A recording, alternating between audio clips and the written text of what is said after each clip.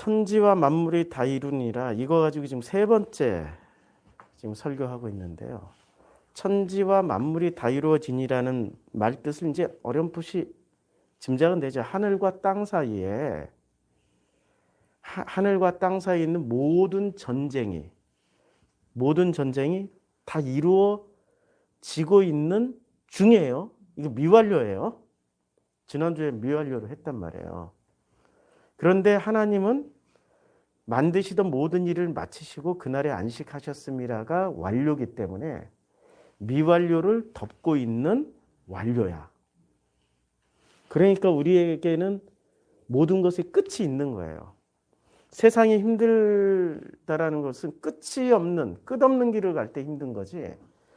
끝이 있는 길을 갈 때는 소망이 있다고요. 그러니까 미완료로 모든 것이 시제 처리가 됐으면 정말 힘든 거죠. 정말 힘든 길이 되는데 완료가 되면은 그 내려놓고 안식에 동참할 수 있게 되는 소망이 있는 겁니다. 그래서 천지와 만물, 하늘과 땅 사이에 있는 모든 전쟁이 전쟁이 다 이루어지니라가 아니라 전쟁이 지금 계속 진행되고 있는 중에 우리는 근데 만물이라고 번역한 것을 어떻게 자꾸 전쟁이라고 그러냐면 이 짜바라는 단어를 지난주에 찾아봤잖아요. 지난주에. 짜바. 이게 짜바가 우리가 다 찾아보니까 이 짜바라는 단어는 한마디로 말해서 뭐 하는 데 가장 많이 번역이 됐어요? 전쟁. 그다음에 군대.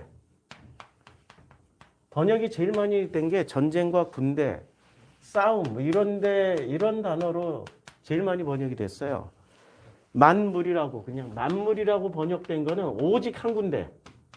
창세기 1장 2절밖에 없어요. 그렇게 창세기 1장 2절에서 의도적으로 전쟁이라는 단어를 써서 번역을 하니까 너무 이상한 거야. 아니 하나님을 은혜로운 하나님으로만 세팅을 해놓고 신학자들의 뇌 구조가 번역이라는 게 그렇잖아요.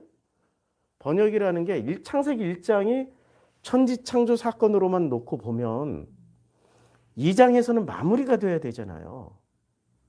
그러니까 마무리가 돼야 은혜로우신 하나님이잖아요. 그런데 갑자기 마무리를 하늘과 땅 사이의 모든 전쟁이 마무리가 안 돼 있어. 계속 전쟁 중이야. 미완료 형태로. 그러니까 의도적으로 두 가지를 잘못 번역을 해버린 거예요. 아니 잘못이 아니라 의도적으로 하나님을 은혜롭고 아주 멋지고 창조를 하셨던 놀라우신 창조주로 만들려고 보니까 두 가지가 걸려버린 거예요. 짜바라는 단어가 걸리고 미완료가 걸리는 거야. 그래서 우리말에는 이걸 마치 완료된 것처럼 천지와 만물이 다 이루느니라 이러면 끝나버린 거 아니야. 완료가 됐잖아. 이런 문제. 이렇게 번역을 해버렸고 하늘과 땅 사이 모든 만물이라고 그랬단 말이에요.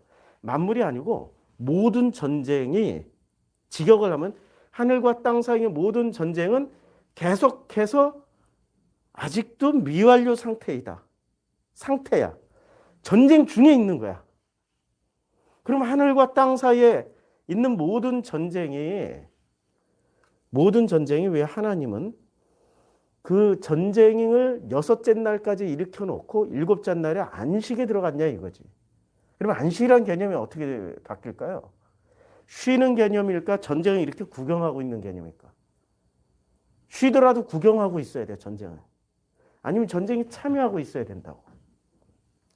구경하고 있는 게 그거 참 더 힘든 거 아시죠? 차라리 참전하는 게 훨씬 더 쉽다고. 구경하는 것처럼 힘든 게 없어요. 아무것도 할 수 없는. 1992년부터 95년도에 보스니아 헤르체고비나와 세르비아의 싸움이 전쟁이 있었어요. 일명 유고 내전이 있었다고요. 그때 유엔군들이 초창기에는 들어가서 개입을 못했어요. 왜냐하면 유엔군들은 전쟁하는 개념으로 들어가는 게 아니라 평화 유지군이니까 평화를 유지해야 되는 개념으로. 우리 이게 원래 모든 공사는 튼튼하게 해야 되는데 이것도 진행 중이라 그래요. 평화 유지군이잖아요. 그 평화를 유지하기 위한 그냥 서 있는 군대야. 실제로 눈앞에서 세르비아 대 보스니아의 그 참혹한 전쟁이 일어나도록 이 참전을 못하는 거예요. 구경만 하고 있어야 돼. 그게 훨씬 더 고통스러운 그 장면이란 말이에요. 그때 참전했던 유엔군들은. 근데 그러한 내용들을 다룬 영화가 몇 편 있긴 해요. 보시면은 아무 일도 못하고 있던 자기들의 그 모습에 스스로 비참함을 느껴요. 그렇죠? 구경하는 게 훨씬 더 힘들어요. 같이 참여를 해야지. 그래서 안식이란 개념은 이 전쟁과 전쟁 중에 하나님이 구경만 하고 있는 게 안식이 아니라 이것을 전체로 세팅을 하고 그 전쟁에 참여하고 있는 그 하나님이 그 모습이 안식이라는 거야. 이렇게 말하면 뭐 완전 쇼킹이지. 그러면 사람들이 별의별 얘기를 다 할 거야. 아니 그렇게 무기력한 신이 어디 있냐고. 그런 신이 있으면은 내가 왜 믿어? 그러니까 전쟁을 벌여놓고 전쟁을 수습을 지금 안 하고 있는 장면이에요. 창세기 2장 1절까지는. 그런 신을 우리가 왜 믿어? 그런데 그 신은 일곱째 날을 복되게 하사 거룩하게 하셨으니 이는 하나님이 이렇게 창조하시며 만드시던 모든 일을 마치시고 그날에 안식하셨습니다. 마치시고 완료. 그날에 안식하셨습니다. 완료. 결국은 이 완료로 덮어버리셨다는 거죠. 시제로. 그래서 이걸 미완료로 번역을 해도 된다는 거야. 2장 3절이 전부 다 완료니까. 완료가 미완료를 덮어버린 이 사건. 일곱째 날로 다 덮어버린다고. 창세기 1장에 보면 하나님의 영은 수면 위에 운행하시느니라 라는 이 말씀이 나와요. 근데 하나님의 영이 이제 창세기 1장 2절에 하나님의 영은 수면 위를 운행하시느니라 라고 할 때 운행이란 단어가 라하프예요. 근데 이 라하프라는 단어를 보면 알을 품다야. 날개치다. 이런 뜻으로 해석이 되거든요. 라하프가. 그러니까 그래서 운행이 날아다니는 모습으로 번역을 했어요. 근데 날아다니는 모습이 아니라 하나님의 그 크신 품으로, 크신 손으로, 아니 크신 팔로, 크신 품으로 뭐든지 상상을 해도 돼요. 그 크신 품으로 이렇게 덮으신 거야, 그냥. 운행하시느니라가 아니라. 이 조그만 바다가 크면 얼마나 크겠어요. 인간에겐 크지만 창조주에게는 아무것도 아니잖아요. 하나님이 그 혼돈과 흑암이 깊은 곳에 있는 이 지구를 하나 이렇게 덮고 계신다고. 그렇게 생각하면 되는데 번역은 번역자의 철학이 담겨져 있기 때문에 어쩌면은 성경을 번역했던 이 번역자의 철학을 찾아가다 보니까 우리는 하나님의 의도나 예수의 그 정확한 어떤 메시지 전달을 못 찾아가고 번역자의 의도만 찾아가게 되는 이런 일이 벌어지는 거죠. 그러면 목사님, 우리는 히브리어 헬라어 공부 열심히 해야 되는 건가요? 아니에요. 히브리어 헬라어도 쓰여진 그 의도가 있을 거 아니에요. 그 의도를 못 찾아서 유대인들은 아직도 예수 안 믿잖아. 그들은 히브리어 성경을 가지고 있잖아요. 아직도 예수 안 믿잖아요. 원어 성경으로 공부를 해도 성경을 읽어도 예수를 모른다니까. 그러면 그리스어를 쓰고 있는 그리스 사람들은, 헬라어를 쓰고 있는 그리스 사람들은 예수를 잘 믿어야 되잖아요. 전부가 다 그리스 정교회 교인들이에요. 그리스 사람들은. 근데 예수님이 의도하셨던 대로 예수를 믿고 있을까요? 그분들도? 아닐걸요. 제가 그리스의 데살로니케에 머물면서 우리 성경에 나오는 데살로니가에 머물면서 그분들하고 이렇게 좀 얘기도 해보고 뭐 이렇게 같은 자리에서 만나보기도 해봤는데 제가 배울 수 있는 거는 단어의 어떤 그 깊은 역사적인 뜻 이런 건 배울 수 있었어요.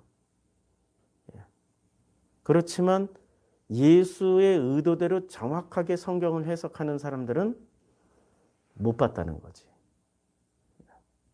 그냥 종교라는 어떤 시스템에 묶여가지고 그 종교 자체를 유지하는 데 힘을 쓸 뿐이지 예수의 어떤 정확한 것을 못 찾아내더라고요. 그러니까 한국 교회보다 나아요, 사실. 100배 낫지. 100배 낫는데 아직도 그분들은 그 예수가 어떤 의도로 어떻게 무슨 말씀을 하셨는지를 글쎄요.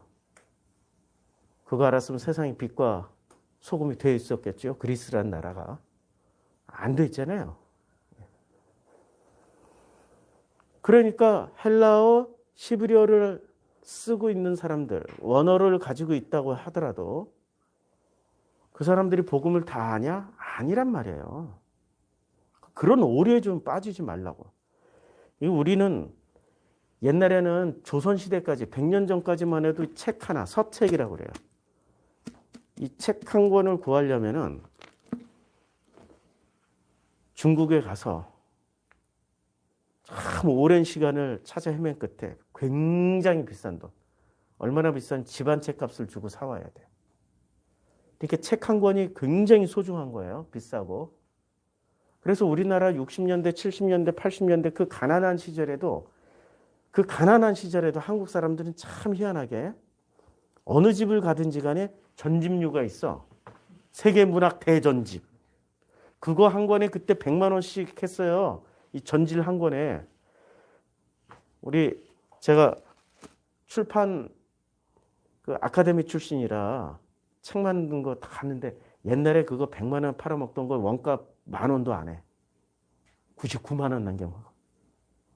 그래도 한국 사람 빚을 지고라도 할부로라도 그거 다 사놔.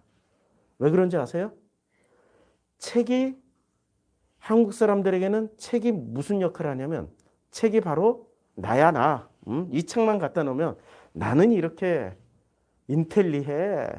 나는 이렇게 우리 집은 이렇게 공부하는 분위기야. 뭐 여러 가지 목적을 두고 책을 사놨겠죠. 빚을 지고서라도. 그래서 그때 당시에 70년대, 80년대는 출판사 외판원 하면 돈 잘 벌었습니다. 그거 한 질 팔면은 집안채가 떨어졌으니까. 그게 이 책에 대한 로망이 있었던 한국 사람들은 성경이란 책을 어떤 로망을 가지고 보기 시작한 거예요. 본질을 보기보다는 책에 대한 환상을 가지고 있었다고. 성경에 대한 환상이 있었다고. 집집마다 어떤 집은 시골집에는 어떤 집은 책 한 권도 없는 집이 많아요. 신문지도 없어. 그런데 교회 다니는 사람은 어느 집을 가든지 간에 성경이라는 책은 있다고. 이 책에 대한 환상이 있어가지고 책 자체의 내용보다는 책에 있는 내용이 더 중요한 거지 책 자체가 중요한 게 아니란 말이에요. 근데 책에 있는 내용보다는 책 자체를 더 소중히 여겨가지고 어떻게 하냐. 성경책을 깔고 앉으면 안 된다. 성경책을 베개로 쓰면 안 된다. 성경은 함부로 찢어서는 안 된다. 성경은 거룩한 책이니까 언제나 먼지가 안 쌓이도록 잘 닦아놓고 해야 된다. 우리 어렸을 때 그렇게 배웠거든요. 성경에 대한 어떤 성경 자체가 이미 신이야, 신. 성경에 있는 내용이 우리에게 소중한 거지 왜 책 자체가 신이 돼버리냐고. 성경책 함부로 이렇게 던져서도 안 된다 막 이러고. 엄청 이렇게 했다가 막 목사님한테 갔다. 맞아. 그러니까 책 자체가 이미 뭐가 돼 있어요? 신이 돼 있다고. 그러니까 우리는 알게 모르게 우상 숭배하지 말라 하면서도 우리는 알게 모르게 굉장히 많은 것들을 우상으로 섬기고 있었어요. 심지어 뭐 6.25 때 예수 초상화 놔두고 발로 밟고 가, 침 뱉어. 뭐 이런 공산군도 있었다고 그런. 그 그림이 뭔데? 발로 밟고 가고 침 뱉고 살아남으면 되는데 그거 못한다고.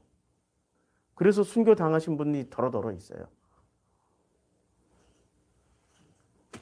그 형식과 내용에 대한 어떤 그 깊은 관계를 우리가 그걸 잘못 생각하는 거야.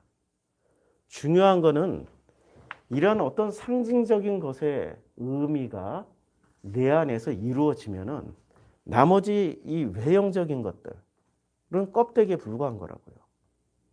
그렇죠? 근데 내용물이 없으니까 이 껍데기를 신성시 여기는 거예요. 십자가를 향해서 손가락질하면은 저주받는다고 목사들이 옛날에 가르쳤어요. 십자가를 교회 종탑 보고 아유 저 교회 찌찌찌 하다가 교통사고 나서 죽었더라. 이러한 설교 진짜 많이 했거든요. 다들 들어보셨을 거예요. 심지어는 교회 예배 드리는데 내 마누라 내놔 이래가지고 그 어떤 교인 남편이 술 먹고 들어와가지고 예배 시간에 깽판 부리다가 그 다음날 돌아가셨더라. 이런 설교 진짜 많이 했어요. 들어보셨을 거예요. 무언가를 굉장히 신성시 여기는 거지.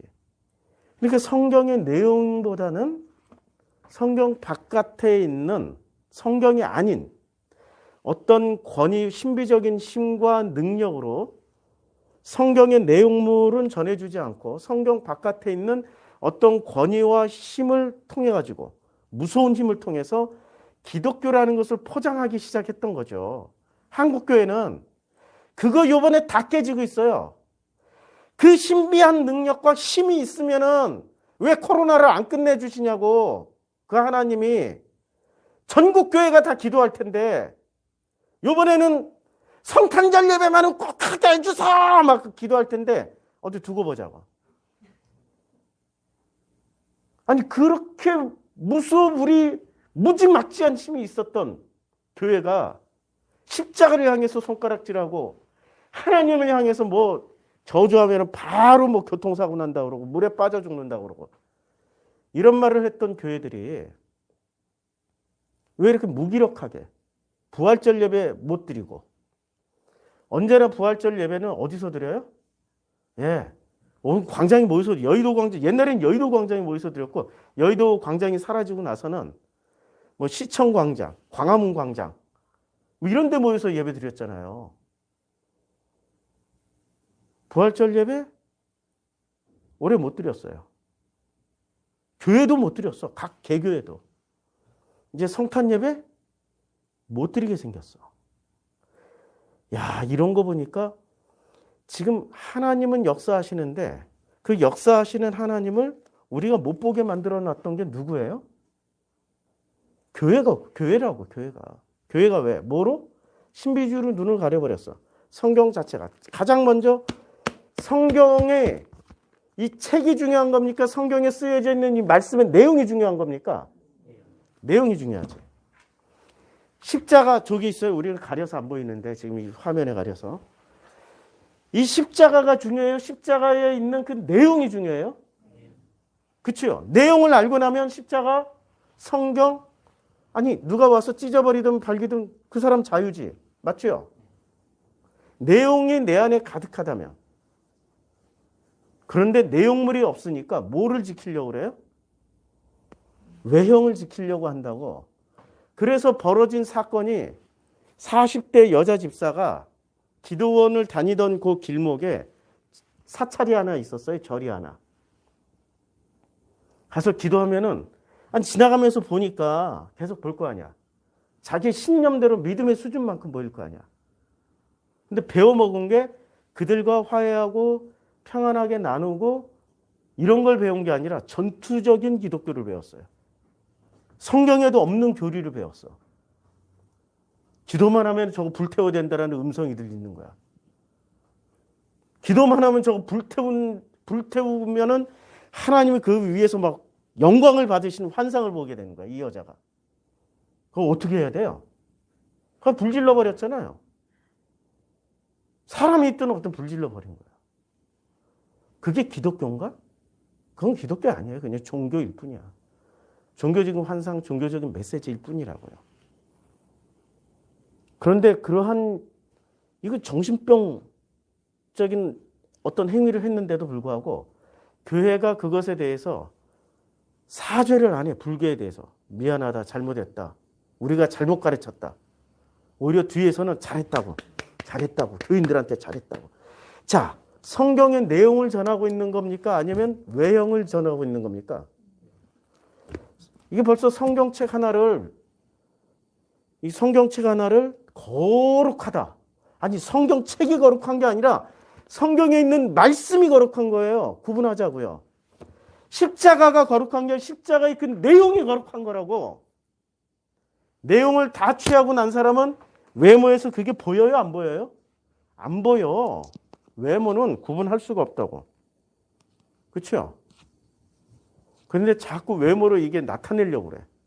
근데 그 교회 가면은 전부 다 천사야. 어머 집사님, 어머 권사님, 아유 장로님 어쩌면 그렇게. 목사도 거룩하게. 목사 스타일이 있잖아요. 가르마 탁. 얼굴 쫙 광채 반짝나고. 오늘 아침에 제 설교에 누가 댓글을 달았더라고. 목사님이세요? 뭐 이러고. 오늘 아침에 보고 뭐지 이게?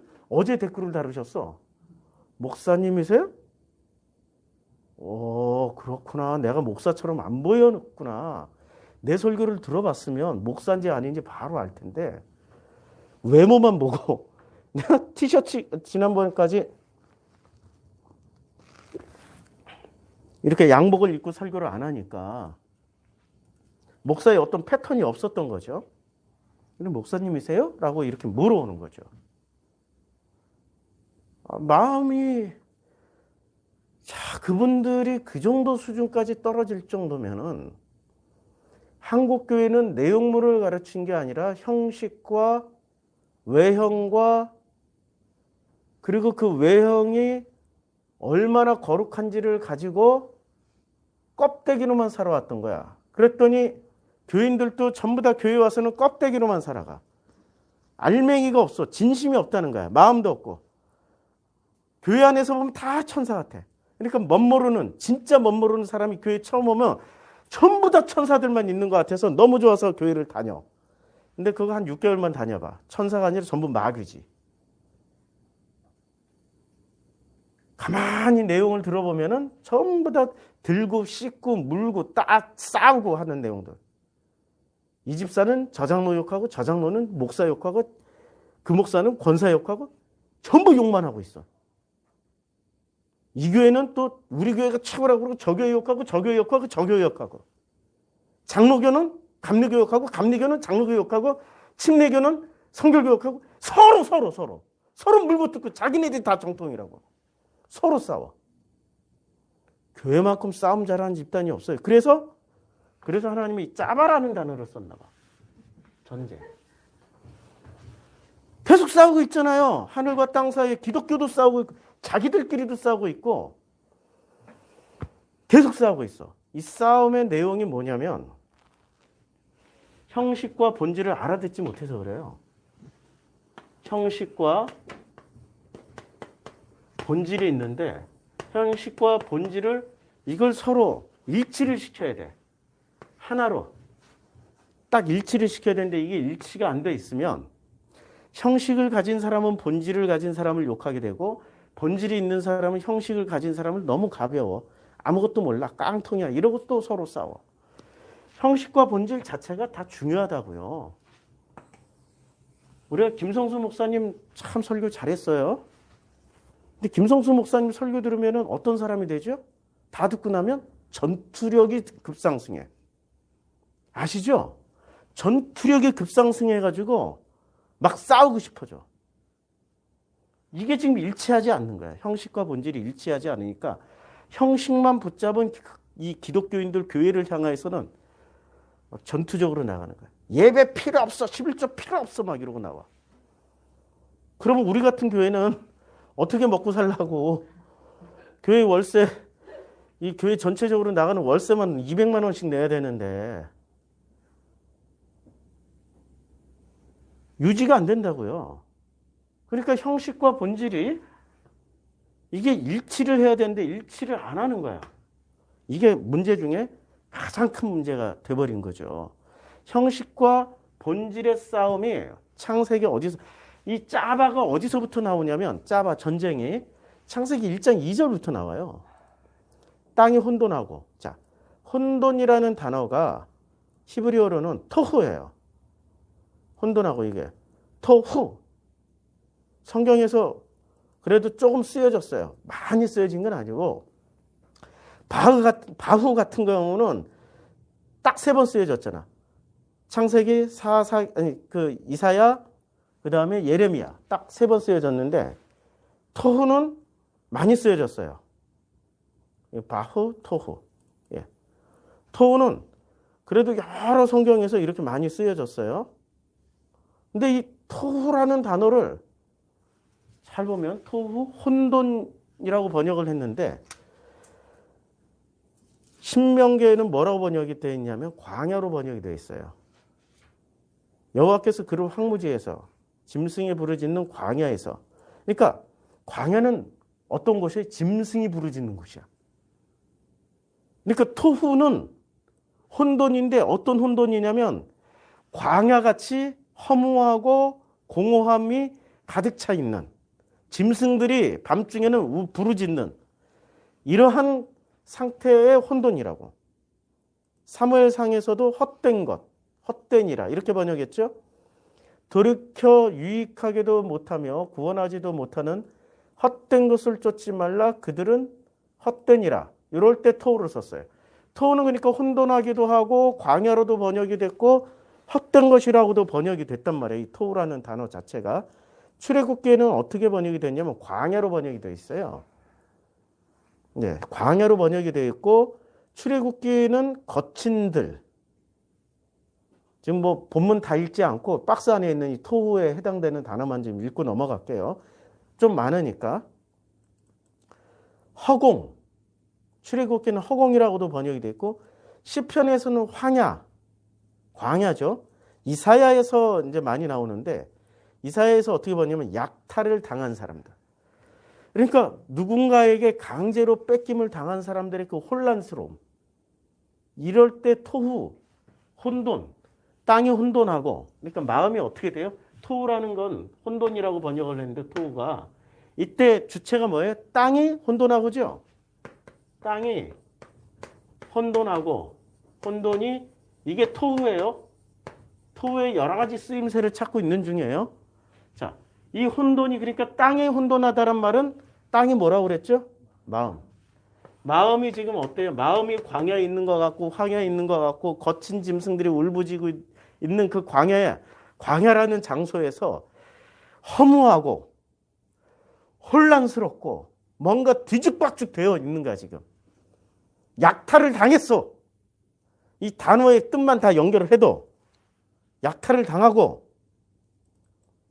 그리고 혼란이라고 번역을 했어요. 또 이사야 34장에는 40장 17절에는 텅 빈 것 같이, 약탈을 당하고 텅 빈 것 같은 허무함과 헛되게, 40장 23절은 헛되게 귀인들을 폐하시며 세상의 사사들을 헛되게 하시니. 세상의 사사들이라는 게 세상의 재판관들, 판단하는 사람들, 막 선생 노릇을 하는 사람, 이래라 저래라 이게 맞아 저게 맞아 했던 것들을 어떻게 하신다고? 다 헛되게 해버려. 허탄하다. 지금 번역이 허망하도다. 토후에 대한 번역이 대부분 헛되다. 전도서에 제일 많이 나올 것 같은데 또 전도서는 안 나와요.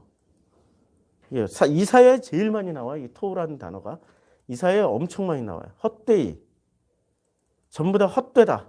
헛되다. 다 헛되다. 이사야에서는. 예레미야에서는 혼돈하고. 그러니까 이 토후라는 단어가 지금 창세기 1장 2절에 땅이 혼돈하다 할 때 이게 토후예요. 근데 토후의 쓰임새를 알았죠. 그럼 우리의 마음이, 자, 창세기에 보면 우리의 마음이라는 게 있는데, 여기 다시 형식과 본질이 일치하지 않는. 그러니까 전쟁은 왜 전쟁이 일어날까요? 그 내용물을 알면 전쟁할 필요 없잖아요. 내용물을 모르는 거야. 형식을 누가 가지고 있어요? 아니, 선악 지식을 먹은 인간들이 형식, 선악지식이라는 건, 자, 선악지식이 있고요. 그 다음에 우리가 그렇게 좋아하는 생명, 생명으로 인도하는 생명. 생명의 길이 있고 선악지식의 길이 있다고. 생명길이 있고. 우리는 어딜 가길 원해요? 생명길 가길 원하죠. 그런데 실제로 우리가 가고 있는 길은 생명길이에요? 선악지식의 길이에요? 예, 선악지식의 길을 우리는 이 길을 가고 있어. 인간은. 하나님은 어느 길로 인도하길 원하세요? 하나님이 원하시는 거는 사람이 하나님이 원하시는 건 사람이 생명길로 가기를 원해서. 근데 생명길로 가려고 봤더니 문제는 형식을 가진 놈의 목소리가 클까요? 내용물을 가진 놈의 목소리가 클까요? 네, 형식. 원래 빈 깡통이 요란하다고 그랬잖아. 빈 깡통이 왜 요란해요? 깡통이 비었고 깡통만 가지고 있는 거야. 형식만 가지고 있다는 얘기죠. 내용물은 없이 형식만 있어. 만약에 그 속에 참치가 꽉 차 있다든지 아니면 꽁치가 꽉 차 있다, 번데기가 꽉 차 있는 깡통이라면 두드려도 소리가 안 나요. 내용물이 하나도 없으니까 두드리면 소리가 꽉 찬 깡통보다도 10배, 20배 더 크게 난다고. 그리고 그 깡통들은 너무나도 놀랍게 자기 몸이 찌그러져도 소리를 내. 찌그러지고 깨지고 터지더라도 요란하는 소리를 내. 더 큰 소리를 내. 그걸 좁은 길이라고 생각하는 거야. 내 몸이 상할지라도. 내가 고난을 받으면 받을수록 더 큰 목소리를 내는 그분들은 그걸 충성이라고 생각하고 그걸 신앙심이라고 생각을 한다고. 빈 깡통일수록 더 잘 찌그러져요. 내용물이 꽉 차 있는 거는 잘 안 찌그러진다고. 그렇죠? 자, 선악지식은 인간이 가지고 있는데 내용물이 뭐예요? 하나님이 원하는 선악지식이 아니에요. 먹지 말라고 했거든. 그러니까 하나님 보시기에는 내용물이 없는 거야. 이 내용물은 언제 완성돼요? 예수께서 가르쳐줬잖아. 내가 율법이나 선지자나 이런 걸 폐하러 온 게 아니라 완성시키러 왔다고. 예수를 만났을 때 선악지식의 길로 가던 사람들이 드디어 내용물이 가득 채워져서 선악지식에 살리는 생명지식으로 싹 바뀐다고. 생명지식이 아니라 생명의 길로 그냥 싹 바뀐다고. 그냥 어떻게 바뀌는지는 몰라. 이 변환의 과정을 증명을 해보라고, 도식적으로 설명해보라고 그러면 몰라. 이게 진짜 신비지. 무슨 손가락 이렇게 했다가 자동차 사고로 뒤진다 이런 게 신비가 아니고 그건 저주고. 신비를 잘못 가르쳤죠. 진짜 신비는 깡통이었던 우리가 내용물이 가득 차는 거야. 생명의 길에, 생명의 내용물로 가득 차는 거야. 이게 신비라고요. 그런 신비는 100번, 1000번, 10,000번 일어나도 좋아요. 자, 선악지식으로 가는 인간은 결국은 선악지식에 예수로 인해서 완성되지 않으면 이거는 빈 깡통이 되는 거라고요.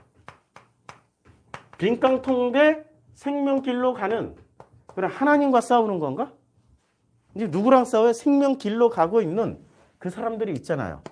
이 사람들과 빈 깡통의 싸움이 시작되는 거죠. 원래 싸움은 사람과의 싸움이잖아요. 하나님하고 인간하고 싸우면 그 당연히 누가 이겨요? 게임이 안 되죠. 게임이 안 돼요? 물어볼게요. 게임이 돼요? 안 돼요? 겉으로 보기에는 하나님이 이겨요? 사람이 이겨요? 예? 누가 이겨요? 예, 사람이 이기죠. 그래서 예수가 십자가에 못 박혀 돌아가셨잖아요. 겉으로 보면 사람이 이겨요. 하나님이 져요. 그런데 역사의 긴 시간을 늘려놓고 보면 반드시 그분이 이기셔. 참 신기해. 언제나 결론은 그분이 이겨.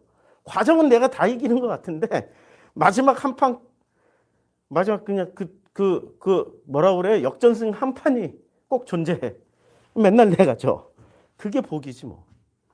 자, 빈 깡통 대 내용물을 가진 사람이 싸우면 언제나 목소리도 여기가 훨씬 커. 여기에 더 힘 있어. 그래서 이들이 이겨. 여긴 무기력하게 죽어. 이런 일들이 언제 일어났어요? 역사는 계속 되풀이 되잖아요. 그래서 어디로 들어가요? 카타콤, 동굴 속으로 들어가. 무덤 속으로 들어가. 계속 숨어서 지내. 이 교회 역사가 그렇잖아요. 순교당하고 없어지고 사라지고 그늘 속에서만 살고. 근데 이걸 행복이라고 해. 이 사람들이 훨씬 더 빛 가운데서 살며 자신 있게, 힘 있게, 능력 있게 사는데. 아니 도대체 뭐가 이상하잖아요. 그렇죠? 아니 상황으로 보면 영화 불안당 혹시 보셨어요? 꼭 보세요. 불안당.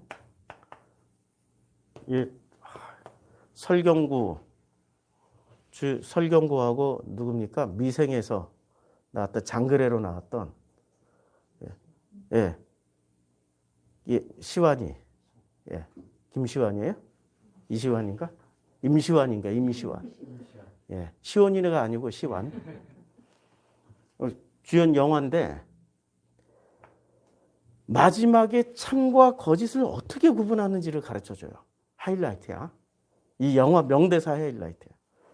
나는 사람 안 믿어. 나는 사람을 안 믿지만 그 상황이 지금 현재 그 사람의 상태이기 때문에 나는 상황을 분석해. 상황을 분석한다고 그래요. 그러니까 상황만 봐요. 자, 이 불안당의 논리대로라면 상황이 선악지식을 가는 사람이 행복해 보여요? 생명길 가는 사람들이 행복한 상황이에요? 여기 모든 권력을 다 가지고 있거든. 대형교회 목사님이 행복해 보여요? 우리 프로시코마이 교회 목사가 행복해 보여요? 아니, 그 내용물을 아니까 그렇지. 대형교회 다니는 그 10만 명 출석하고 있는 명성상회 그 회원님들은 저를 목사로 볼까요? 자기네 교회 부목사만 또 못하, 아니, 전도사만 또 아니, 좀 더. 저 교육 전도사만 또 못하게 보는 거지. 성가대만 해도 우리 지금 여기 출석한 성도님의 한 100배는 넘겠다. 성가대만 해도. 100배가 뭐야? 거긴 성가대 하나만 해도 200명인데. 아니, 한 성가대만. 무슨 시온 성가대, 무슨 브니엘 성가대, 뭐 이런 거 다 합치면은, 야.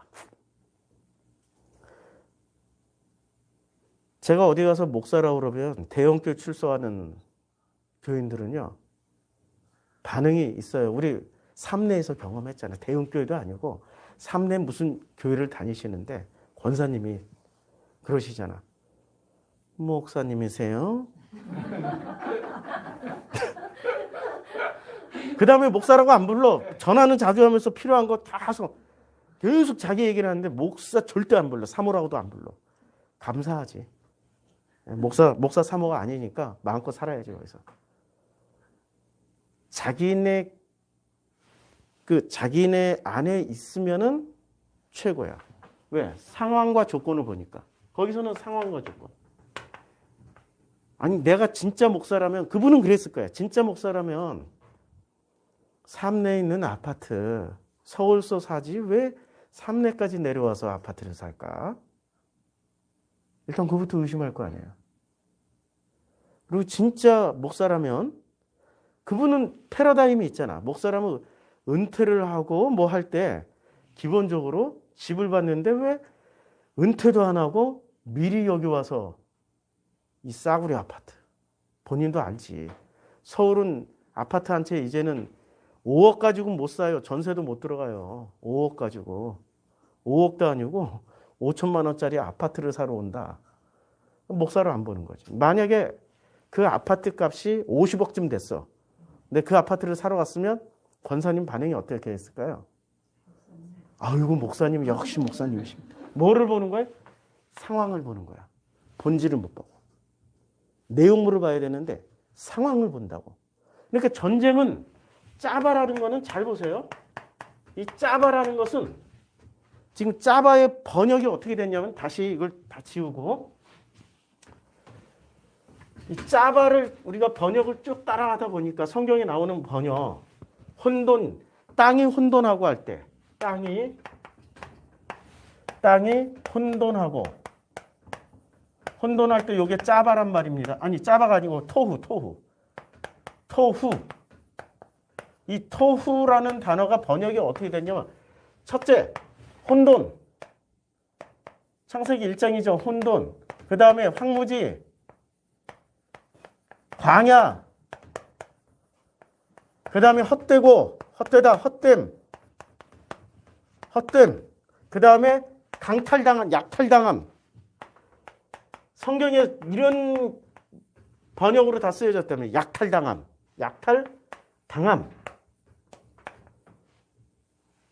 자, 그러면 땅이 혼돈할 때 이 마음이 어떻다라는 거야, 마음이. 자, 마음이 혼돈하고 황무지에 서 있는 것 같고 광야에 아무것도 없는 그 광야에. 그러니까 지금 우리는 광야 생활하면은 환상을 품고 있잖아요. 만나와 메추라기로 먹여주시고 구름기둥과 불기둥이 우리를 지켜주시는. 그래서 그 광야에만 들어가면은 만사형통 소원성취 모든 것이 이루어질 줄 알고 광야로 나가자 해서 나갔더니 토우를 써버렸네. 혼돈하고 공허하며 지금 헛되고 약탈당한 것처럼 뭔가 잔뜩 뺏긴 거야. 이게 토우라고 해 지금. 땅이 혼돈하고. 자, 상태를 보면은, 상황과 조건을 보면은 행복할 수 있는 상황과 조건인가요? 전혀 아니죠. 그럼 행복으로 건너가야 된단 말이에요. 어떻게 해야 건너갈 수 있죠? 상황과 조건은 바뀌나요? 물어볼게요. 상황과 조건은 바뀌나요? 안 바뀌어요. 놀랍게도 이거는 예외 법칙이 없어. 지구인의 70억의 지구인의 지금 현재 살고 있는 70억 명의 지구인의 상황과 조건은 다 똑같아. 안 바뀐다니까? 전혀 안 바뀌어. 아니 목사님 다르잖아요. 저 인도에 사는 빈민촌이나 대한민국의 압구정동에 사는 청담동에 사는 사람들하고 같아요?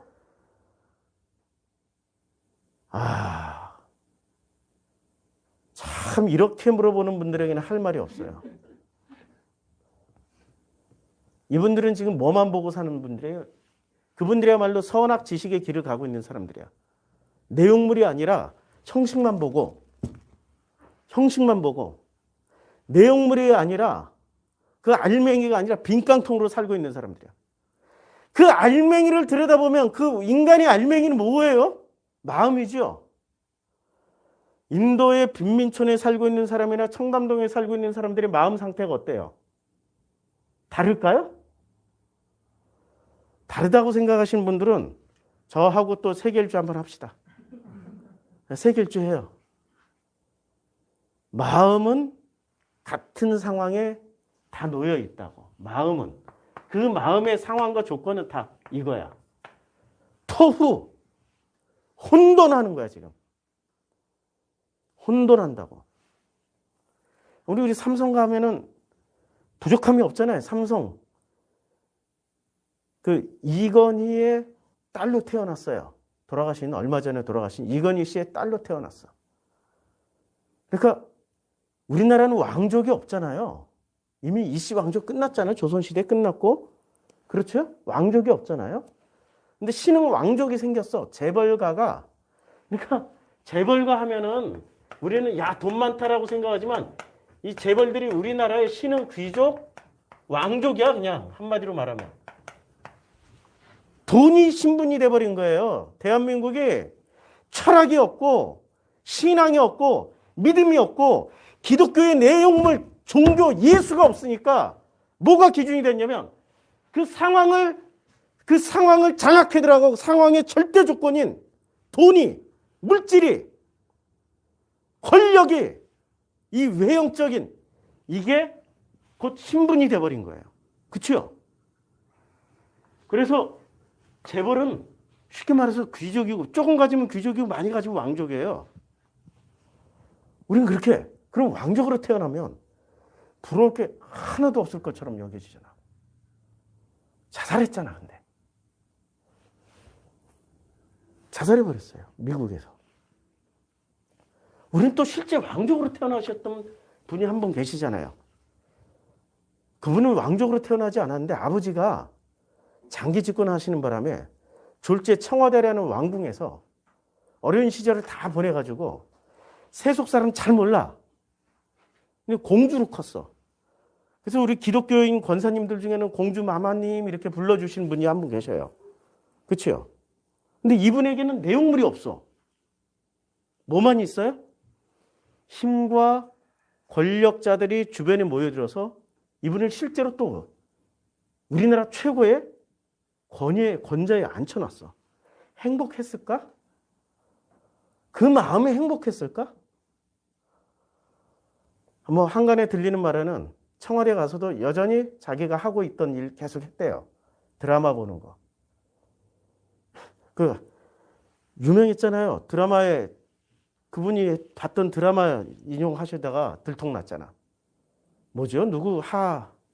누구는? 예, 뭐, 이름이 뭐죠? 시크릿 가든. 시크릿 가든. 국정에는 관심 없고 드라마에만 관심 있어. 드라마. 우리 집에도 드라마 좋아하시는 분이 한 분 계셔. 실제보다는 드라마가 더 재밌어. 현실보다는 드라마 보면 자기 모든 부족했던 내용물들을 막 채워줘. 드라마를 보면. 현실 세계는 분석을 안 해. 현실 세계는 분석을 안 하고 드라마 볼 때는 막 계속 분석을 쏟아내. 어머나, 저 서류 박스에 저 폭탄 들어있으면 어떡하지? 와, 저 서류 박스에, 야, 저거 들고 오는 사람 표정이 있어. 야, 저거 범인 아니야? 막 계속 예측을 하고 계속 예언을 하고 계속 쏟아내. 그거 맞을 때마다 역시 하면서 나는 실력 있어. 나는 신이야. 그 옆에서 신을 모시고 있는 저는 나도 덩달아서 그래서 관념의 세계는 언제나 인간 신들이 존재해. 제우스 같은. 신인데 인간하고 또 비슷한. 헤르메스가 있고. 고대 사회에 그래서 신인 동영론. 그러니까 신과 인간이 매우 비슷한. 자, 이 사람들이 뭐를 가지고 있어요? 외형, 껍데기를 장악할 수 있는 돈과 권력을 가지고 있단 말이야. 문제는 내용물이 있어야 된다고. 그 내용물이 있으면은 상황과 조건에 상관없이 상황과 조건을 훨씬 더 잘 누릴 수 있고 아니면 상황과 조건이 열악해도 그래도 나는 행복해. 참 기뻐. 감사해. 이렇게 세상을 해석하면서 갈 수 있단 말이에요. 근데 내용물을 해석해서 살아가면은 뭐가 달라져요? 마음이 달라진다고. 그러니까 상황과 조건은 언제나 어디에 따라다니면 상황과 조건이라는 거는 이렇게 혼돈하고 황무지고 광야하고 헛되고 약탈당하는 이런 비참함인데도 불구하고 이것이 재해석이 되면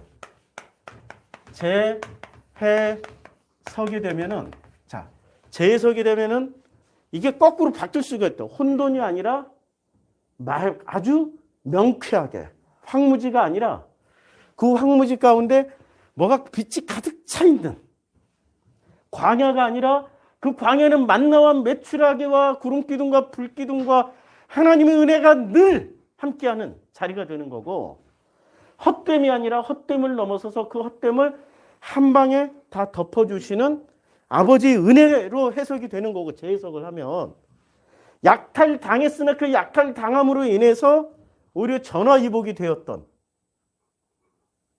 그걸 가장 잘 보여주는 영화가 있잖아요. 인생. 푸구이의 인생이 나오잖아요. 영화 인생. 보셨죠? 제가 밴드에 집이 너무 잘 지은 집이야. 부잣집 아들로 금수저로 태어났고 금수저로 살고 있어.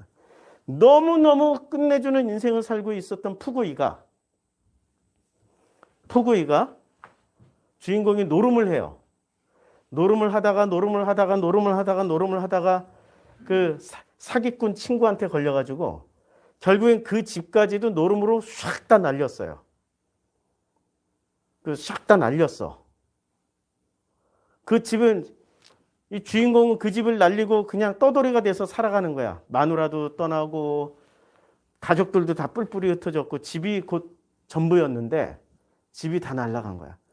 그 집이 얼마나 잘 지은 집인지 그 결론적으로 불이 났는데도 보통 나무 집이면 하루 만에 홀라당 타서 끝나잖아요.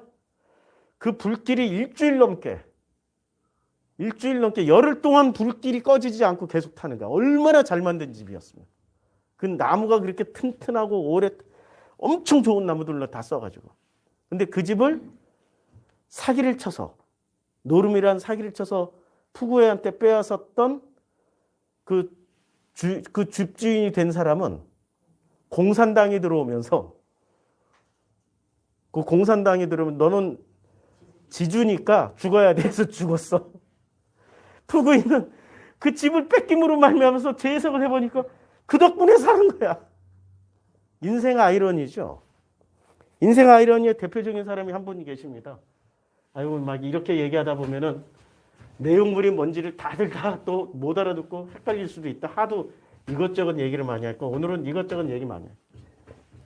추사 김정희. 추사 김정희 하면은 대표적인 작품이 뭐가 있을까요? 추사 김정희. 우리나라 최고의 명필이잖아요. 추사 김정희의 최고의 명필이 뭐가 있을까요? 아니, 추사 김정희의 세한도. 세한도 아시죠? 이게 세한도예요. 이게 추사 김정희의 세한도가 이런 그림이에요. 이 그림 하나가 지금 얼마 하는 줄 아세요? 이 그림 하나가? 이게 요 모니터만한 크기에 그려진 거야. 예. 이게 개인이 소장하고 있다가 국가에 그냥 기증했어요. 대단하신 분이죠. 손시성을 가지신 분인데 아직도 이렇게 참 우리 것을 사랑하고 아끼는 분들이 있어요. 근데 추사 김정희의 이 세한도 한 장은 이게 한 10년 전이게 20년 전 가격으로 1,000억이에요. 1,000억. 지금은 그 가격을 매길 수가 없어요. 지금은 이 가치를. 이 그림에 딱 봐도 전통적인 화법은 아니에요. 집이 좀 각도가 이상하잖아. 그러니까 모든 화법을 뛰어넘는 자기 표현. 그리고 추사 김정희의 여기 글씨가 막 달려있죠. 김정희의 그림에는 그때 당시에 조선 사람들, 중국 사람들이 김정희의 세한도를 보고 지금으로 치면은 감동받은 글을 썼는데 그 감동받은 글이 이게 수십 페이지에 달할 정도로 다 친서로 써가지고. 자, 이 추사 김정희가 근데 금수저로 태어났을까요? 흙수저로 태어났을까요? 금수저. 내용물을 보면 금수저. 아버지가 병조 판서야. 지금으로 치면 국방부 장관으로 태어났어. 그 아들로 태어났어요. 금수저에다가 어렸을 때 또 학문을 그렇게 잘했어요. 천재야. 뭐 장원구제, 과거구제 다 했어. 벼슬도 살았어. 근데 문제는 금수저로 태어나가지고 금수저로 살다 보니까 공감 능력이 없는 거예요. 그리고 자기의 능력, 글씨 쓰는 이 능력이 최고가 돼버리니까, 최고가 되다 보니까 이 글씨체 하나하나가 이 추사 김정희체예요, 이게. 야, 글씨만 보면은 너무너무 뛰어나요, 추사 김정희. 우리는 강진까지 가가지고 추사 김정희의 유배 살던 곳도 갔다 와보고 했는데, 참, 강진에 가서 뭐 햇빛 밝고 이런 데가 아니라 5시만 되면 어두워져. 완전히 그늘지고 습하고 이런 데서 살았더라고. 자, 추사 김정희가 금수저로 살다 보니까 남을 세우고 남을 인정해주고 함께 가는 걸 모르는 거야. 아주 냉철한 판단자야. 저 글씨 가지고 밥이나 먹고 살까? 아유, 저런 글씨는 저 동네에 가면 한 100명은 나오겠다. 이런 식으로 다 멸시하고 무시하고 살았어요. 젊은 시절 내내. 그러다 보니까 아버지가 있었을 때는 괜찮은데 아버지가 돌아가시고 자기가 홀로 서기를 할 때부터 이 비참함이 오는 거야. 특별한 죄가 없어. 김정희는. 그냥 원칙대로만 한 거예요. 원칙대로. 원칙대로 했는데 뭐를 못했어요? 원칙대로, 그 원칙만 가지고 살았는데 그러다 보니까 적이 너무 많이 생긴 거야. 특별한 잘못이 없는데 진짜 먼 곳으로 섬으로 뭐 강진으로 이제 다 유배당했단 말이에요. 유배 생활. 나이 60이 돼서 나이 60세에 비로소 살아가는 곳은 너무너무 비참해. 옛날 유배 생활은 정말 비참하다고요. 금수저로 살 때는 못 느꼈던 이 나이 60세 추사 김정희가 세안도 한 장을 그렸어. 자기 제자. 그 제자가 이제 그 통역관이었어요. 중국을 오가는 이 통역관이었다고. 그러니까 외교관이었죠. 어떻게 중국의 연경에 가서 북경에 가서 책을 한 몇 달을 수소문한 끝에 시경과 무슨 책을 2권을 찾아가지고 추사 김정희에게 보냈어요. 그 유배지로. 그 책을 받은 김정희가 자기 제자가 너무 고맙고 감사해서 그려준 선물, 자기는 아무것도 없으니까 줄 수 있는 거는 그림과 글씨뿐밖에 없으니까 세한도를 그려서 준 거예요. 그리고 세한도 내용이 이거야. 추사 김정희의 세한도 내용이, 자, 이 그림을 잘 보면 지금 잘 보일런지 모르겠다. 되게 크게 에코 한지? 아이고, 한지에 그냥 이게 이제 에코 한지에 대량 생산되는 카피본이 됐네. 세한도가. 자, 이 그림을 자세히 보면 그림을 좀 크게 확대해서 볼 수 있으면 좋은데 크게 확대 한번 해볼까요? 크게 확대를. 이게 이제 세한도예요. 세한도를 보면 이 세한도에 대한 해석이 참 많아요. 그런데 이 세한도의 내용이 여기 보면 이렇게 자라다가 구부러져 있어. 이게 자기 자신이야. 60세 된 김정희의 자기 자신이야. 나는 이렇게 금수저로 굵은 나무로 태어나서 성장했지만 심성이 금수저로 살다 보니 이렇게 삐뚤어지고 뭐가 나 있어. 그렇지만 이 세상에 그 무엇과도 타협하지 않은 이 꼿꼿한 기계는 남아있는 거야. 근데 그렇게 하다 보니 마지막에는 그래도 낙낙장성, 이파리가 피어나나. 두 그루의 나무는 자기의 처자식들, 비참하게 살고 있는. 자기 혼자 유배당했고 비참하게 살고 있는. 그러다 보니까 이 집이라는 것은 삐뚤어져 있는 거야. 문도, 이게 이 전통 집이 아니에요, 지금. 이게 구도가 완전히 어긋난 집이라고. 이런 걸 표현하면서 추사 김정희의 세한도가 이제 어떤 이런 자기 자신을 그림으로 표현을 해버린 거예요. 김정희가. 표현할 때 어떻게 표현했어요? 있는 그대로. 있는 그대로 표현을 했는데 자기 자신을 있는 그대로 표현한 거야. 객관화가 된 거죠. 자기가 객관화가 됐어.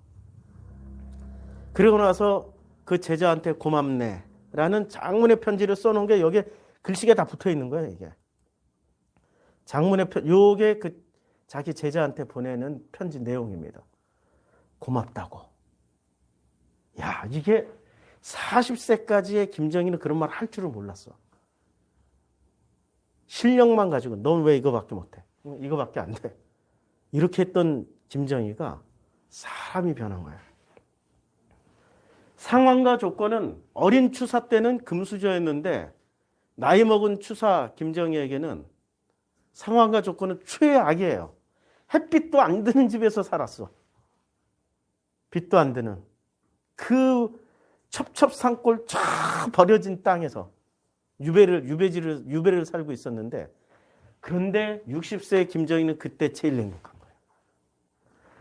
금수저로 살았던 김정희는 행복하지가 않았어요. 뭐가 달라진 거예요? 어린 시절과 나이 먹은 김정희가 추사가 뭐가 달라졌어요? 해석이 달라진 거야. 자기 상황에 대한 해석이 달라졌다고. 이게 복음이에요. 하나님은 우리가 뭐를 담고 있어야 돼요? 선악 지식을 담고 있어야 돼요? 생명을 담고 있어야 돼요? 생명을 담고 있어야 되죠.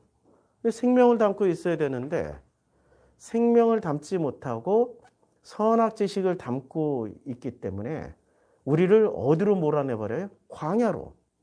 애굽에서 광야로, 황무지로, 혼돈하는, 땅이 혼돈하고 공허하며 흑암이 깊은 곳으로 몰아내버린다고. 그걸 통해서 우리가 거듭나게 되는 거예요. 거듭나면 뭐가 달라져요? 해석이 달라져요. 거듭나면 해석이 달라져. 제가 해석을 지금 복음으로 해석을 하지 못하면 저는 지금이라도 단 한순간도 기쁘고 행복하게 살 수가 없는 인간이에요.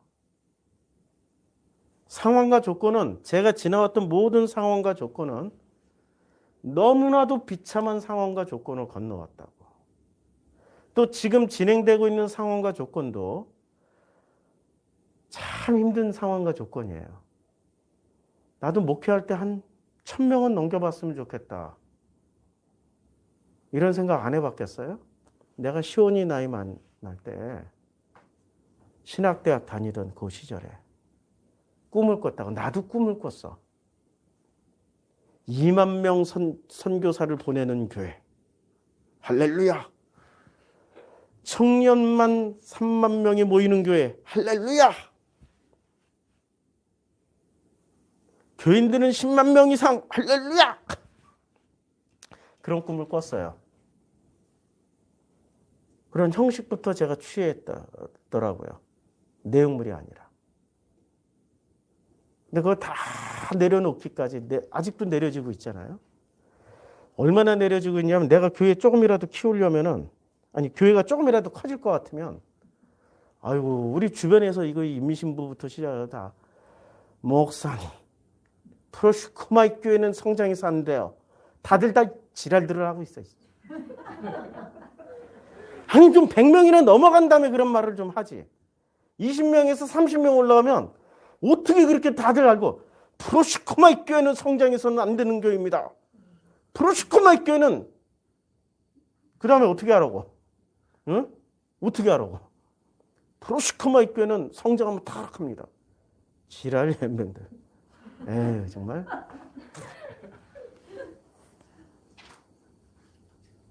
그러니까 형식을 붙잡고 있는 분들이야 전부 다.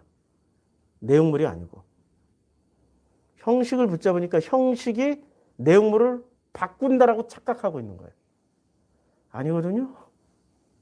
내용물이 있으면 그 형식을 만들어 갈 수도 있어요. 그게 대표적인 게 물이라고. 대표적인 게 흙이라고. 그래서 대표적인 게 땅이고. 자, 흙으로 뭐를 만들어요? 짐승도 만들고, 창세기 1장에 보면 짐승도 다 만들잖아. 창세기 1장에 자, 하나님이 땅을 가지고, 흙을 가지고 별걸 다 만들어요.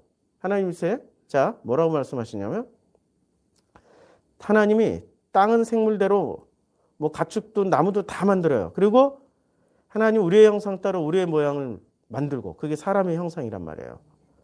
예. 그리고 이 땅을 다 만드는데 땅으로 다 재료가 같아. 근데 형태는 다 달라. 그렇죠? 재료는 같은데 형태는 다 다르다고. 그러니까 우리가 알고 있는 성경에서 쓰여진 단어들을 가만히 살펴보면은 굉장히 생각할 게 많아요. 내용물이 형식을 바꿀 수 있지, 형식이 내용물을 규정하고 들어오지는, 아니, 바꿀 수 있어요. 그게 바로 형식의 내용을 규정한다라는 게, 그게 바로 막스라고, 막스. 자본주의가 노동자들을 핍박하는 구조니까 노동자들이 모여서 자본주의의 구조를 바꿔, 형식을 바꾸면은 노동자들의 세상이 온다. 이게 공산주의 이론이잖아요. 그러니까 형식을 바꾸면은 내용물도 바뀐다라는 게 이게 혁명 이론이라고. 근데 그렇게 해서 인류가 행복해진 적이 있었어요? 없어요. 단 한 번도 없어요. 로마라는 그릇에 담았더니 행복해요? 아니죠. 자본주의라는 그릇에 우리가 담았더니 행복해요? 아니잖아요. 공산주의라는 그릇에 담았더니 행복해요? 아니란 말이에요. 거기에 살고 있는 사람들의 마음이 행복해야 행복하다고요. 마음이, 이건 참 논쟁거리가 많은 얘기인데, 마음이, 성경은 마음이 행복하면 나머지 상황과 조건을 넘어설 수 있다요. 건 이거였는데 다음 주에 해야 되겠네. 여호와께서 아브라함에게 이제 계약 체결을 하시고 너는 반드시 알라. 반드시 알라. 내 자손이 이방에서 개게 되어 그들을 섬기겠고 그들은 400년 동안 내 자손을 괴롭혀요. 이게 지금 애굽살이, 이집트살이 얘기하는 거예요. 그들을 섬기는 나라를 내가 징벌할지며 이집트를 섬기는 나라를 징벌을 할지며 그 후에 내 자손은 큰 재물을 이끌고 나오리라. 그대로 다 이루어졌어요. 창세기에 했던 내용이 출애굽기에서 다 이루어졌어요. 너는 장수하다가 평안히 조상에게로 돌아가 장사될 것이요. 평안히 조상에게로 돌아가는 거야. 장수하다가. 120세 살았어요. 아니. 그 아브라함 얘기예요. 아브라함은 장수하다가 평안히 조상에게 돌아가는 거야. 근데 내 자손은 4대 만에 이 땅으로 돌아와요. 다시 가나안 땅으로. 이는 아모리 족속의 죄악이 아직 가득 차지 아니함이라. 아모리 족속의 죄악이. 그러니까 가나안 족속의 모든 죄의 대표는 뭐예요? 아모리죠, 아모리. 자, 그런데 그 가나안 족속에 사는 10부족 이름이 대표적으로 10부족이 나온 거예요. 겐 족속, 그니스 족속, 감문 족속, 헷 족속, 브리스 족속, 르바 족속, 아모리 족속과 가나안 족속과 기르가스 족속과 여부스 족속의 그 땅의 대표 죄인이 누가 돼버린 거예요? 예. 아모리가 된 거예요, 아모리. 아직 아모리 족속의 죄가 가득 차야 돼. 근데 아모리 족속의 죄는 왜 가득 차야 될까요? 수수께끼잖아. 죄라는 게 조금만 지어도 확 드러나는 게 죄인데 왜 죄가 가득 차야 드러나는 죄야, 이놈의 죄는. 아모리의 죄는. 아모리라는 이 족속의 죄는, 이 죄는 언제 드러나냐면 가득 차야 돼. 가득 찰 때 비로소 죄로 드러나. 이 죄가 드러나. 가득 안 차면 죄가 안 드러나. 참, 가득 안 찰 땐 죄가 안 드러나. 희한하죠? 아모리가, 우리가 그 신명기 여호수아 공부하면서 아모리 공부 많이 했어요. 아모리는 무슨 뜻이라고 그랬죠? 내 체면은 생각하는 거. 한마디로 말해서 내 체면이야. 남이 나를 어떻게 생각해 줄까? 그래서 어떻게 살아요? 내가 나를 위해서 살지 못하고 남을 위해서 살아. 얼마나 좋아. 기독교 정신이네. 얼핏 보면 기독교 정신이잖아. 그러니까 내가 나를 위해서 살지 않고 너를 위해서만 살아. 그래서 뭐 하나도 있으면 먹고 싶어도 드세요. 뭐 하고 싶은 말이 있어도 꿀떡 참고 아이고 참. 예, 하고 싶은 얘기는 참 많지만 아름다우십니다. 이게 아모리라고. 얼마나 훌륭해. 우리 전부 다 그렇게 살고 싶잖아. 남에게 존경받고 체면 잘 차리고 위대해지고 싶고. 아모리란 말이야 그게. 좋은 이미지 심어주고 언제나 착한 사람, 좋은 사람. 저 사람 보면 너무 좋아. 법이 없어도 살 것 같아. 법 없이도 살 사람 막 이런 사람. 이게 죄예요? 이게 죄냐고. 아모리로 사는 게 죄냐고. 죄 아니죠? 꼭 필요한 시민이잖아. 내 이웃이잖아. 그런 아모리들 속에서 살면 나는 어떻겠어? 좋지요. 아무 집에 가서 밥 좀 줘. 아유 배고프다 그러면 아모리들은 어떻게 해요? 속 어떻게 해야 돼? 네. 아이고 손님 대접하기를 우리는 너무 행복하게 맛있게 드세요. 그리고 냉장고에 있는 거 없는 거 다 몰래 나 혼자 먹으려고 했던 갈비도 딱 내다 주고 그 먹는 모습을 보면서 흐뭇하게 웃고 있지만 속으로는 그만 와. 좀 제발 좀. 이게 아모리라고. 겉으로는 참 좋아. 속으로는 진심이 아니야. 그렇죠? 그게 아모리야. 그 아모리의 죄는 가득 차기 전까지는 그게 죄인지 아닌지 몰라요. 만땅 차야 돼. 그래가지고 만땅 차면은 또 와. 가득 찼으니까. 이제 아시겠죠? 이걸 하나씩 하나씩, 이게 바로 토후. 왜 우리가 혼돈하고 토후, 혼돈할 수밖에 없는지, 공허할 수밖에 없는지, 이걸 연결지어서 오늘 다 하려고 그랬는데, 이게 배경 설명하다 보니까 끝났네. 여기서 마치죠. 다음 주에 또 해요. 형식과 껍데기만 움켜잡고 살았던 우리들에게 예수를 통해서 복음의 내용물, 성경의 재해석을 허락해 주신 아버지께 감사드립니다. 예수를 통하여서 알게 된 이 복음이 이제 형식과 그릇의 모양에만 관심을 가지고 살았던 우리들의 그 습성을 바꾸어 주셔서 이제는 그 내용물을 재해석하는 그런 놀라운 은혜로 은혜의 길로 갈 수 있도록 축복하여 주시옵소서. 예수님의 이름으로 기도드렸습니다. 아멘.